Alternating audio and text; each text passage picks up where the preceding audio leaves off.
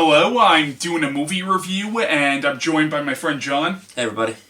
And the movie we want to review is the 1987 psychological horror film, The Stepfather. Now, The Stepfather was directed by Joseph Ruben, who also directed movies like Dreamscape and The Good Son and True Believer and Sleeping with the Enemy, and he also did that movie The Forgotten with Julianne Moore. He's actually a pretty underrated director, in my opinion. I don't know if you've seen any movies by him besides this one, obviously. I saw The Good Son, never saw Forgotten or his other films. I've only heard about his other films, I just haven't gotten a chance to see his other films. Alright, True Believer's actually really good, and Dreamscape I highly recommend by him. Now, the film is written by Donald E. Westlake from a story by Westlake, Brian Garfield, and Carol Lefcourt, I think is her last name. Now, Brian Garfield, who co-wrote the story for this, he actually wrote the book Death Wish, which was the basis for the 1974 film Death Wish, which of course spawned the Death Wish franchise. Good movie.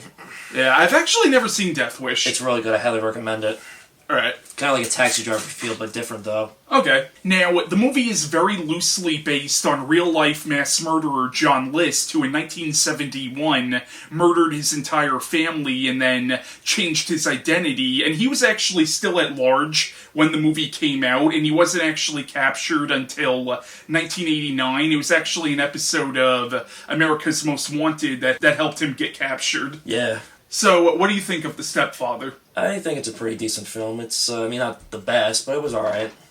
You see, I really like The Stepfather. I think it's a really well-done movie, and I think it's a very psychological film. Like, I know it's been kind of lumped in with a lot of slasher films, but I don't personally consider it a slasher film. Like, to me, it's more of a...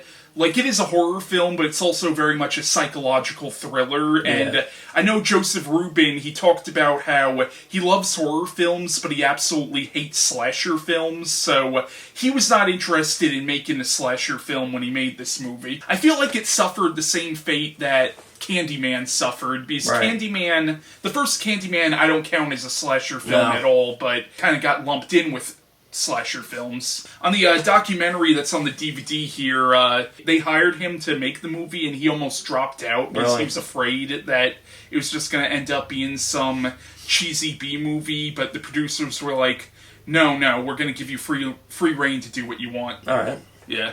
For once, studio interference didn't mess things up. Now, what the plot of The Stepfather is, it's about a serial killer who marries into families. Like, he finds, like, women who are divorcees or are widows, and he marries into this family, but if that family doesn't live up to his standards, he ends up butchering that entire family and then changing his identity and going on to another family. So, the movie's taking place a year after he murdered his previous family, and he's living under an assumed name, Jerry Blake, and he marries this widow named Susan, and in the film, right off the bat, you could tell that his stepdaughter, Stephanie, does not like him at all, and as the movie goes on, she starts to realize that this guy's kind of fucked up. Like, she starts to realize that he's crazy. And, not stable. Yeah, and then, there's a subplot in the movie about the brother of his previous wife who is trying to track him down and get revenge on him, and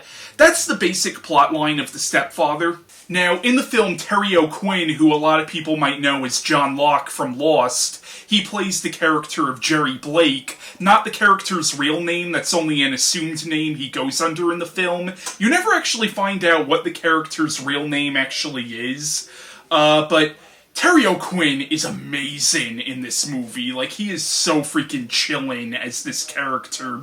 Because there are points in the movie where he's actually kind of likable. Like, there are points in the movie where you almost get the idea that he genuinely wants to live this normal life with his wife and his new stepdaughter. Like, you know, there are points where, like, you actually kind of like him. But what do you think of Terry O'Quinn in this movie? He was awesome. I think he's gave one of the best performances I've ever seen in in horror film, because, like you said, he really is.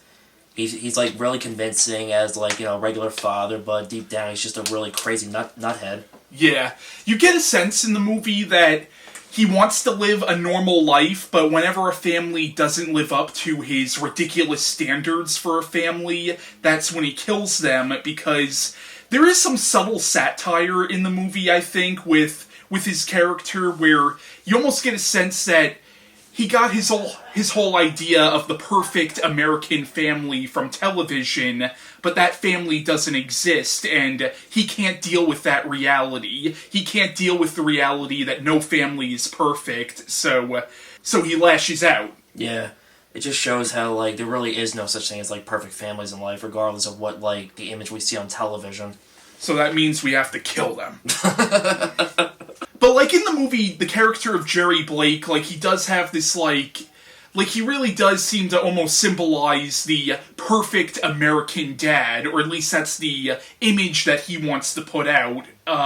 Like, it seems like he really buys into the idea of the American dream, and of course, when the American dream doesn't work out for him, he just kills people. Now, apparently in the original script, there was a subplot about how he was actually abused as a child, and I will say, in the movie, you do get some subtle hints of that, but for the most part, it's left ambiguous, it's left ambiguous as to why he turned out this way.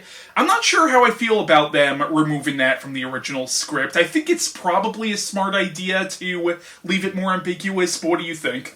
It could have been interesting, but at the same time I can see why maybe they left it out. Maybe they thought it was just like a little too much to add to his character, but still, it would have been interesting, though, to have that in the story, that he was abused as a child, and that's why he wants that perfect family image in his life that he believes is true. Now, in the film, Jill Schoelen, I have no idea if I'm saying her last name right, but she plays the character of Stephanie, Jerry's stepdaughter, and she's a very likable character, and you really do feel bad for her because her father recently died, and again, she's a very likable character and a very believable character, and I actually really liked the relationship between her and her psychiatrist in the movie. It's actually a really sweet relationship, and the spoiler, when the psychiatrist dies in the movie, you really do feel her heartbreak when she finds out that he died. Yeah, definitely, because she really trusted him, and that was, like, close, like, more than just a psychiatrist, it was really like a friend to her.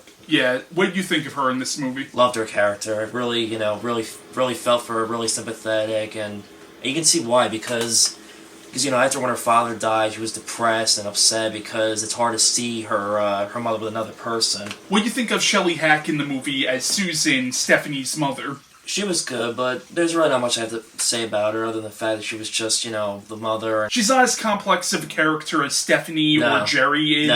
No. But no, the actress does a good job in the movie. She did. She was good. Just not really much to say about her, really. What do you think of the character of Jim Ogilvy, played by, I think the actor's name is Stevan Shellen? What do you think of this character? I like this character. Definitely sympathetic. Definitely root for him to find the guy who killed his sister.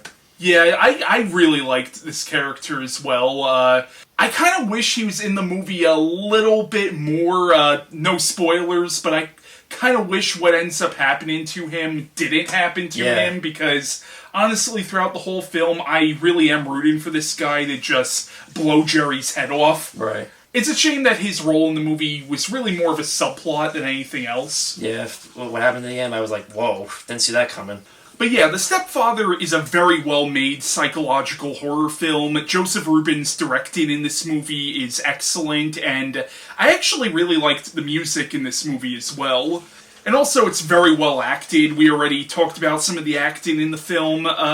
Any closing thoughts on The Stepfather? I guess everything we previously covered is basically my opinion, what I thought of the film. So, yeah. I think I'm good. Yeah, it's a great movie. I personally recommend The Stepfather. I think it's a very well done film, and if you haven't seen it, check it out. Now, the movie spawned 2 sequels. Have you seen the sequels? No. Yeah, I saw them. I'm going to be reviewing them, actually, right after this review. Nice. And this movie also spawned a remake in 2008. I've never seen the remake, but you've seen it, right? I did. Basically, same plot, same premises, but switching genders, and they added in 2 younger siblings, and that was about it. The film wasn't that good. Okay. Yeah. Not as, like compared to Quinn's performance. The guy was just Not that good. Not that scary. Yeah, I never bothered with that remake, and I'm probably not going to bother with it. Not missing anything. Well, that was our review on The Stepfather, and my next movie review will be on The Stepfather 2, but I'm probably going to fly solo with that review. See you later.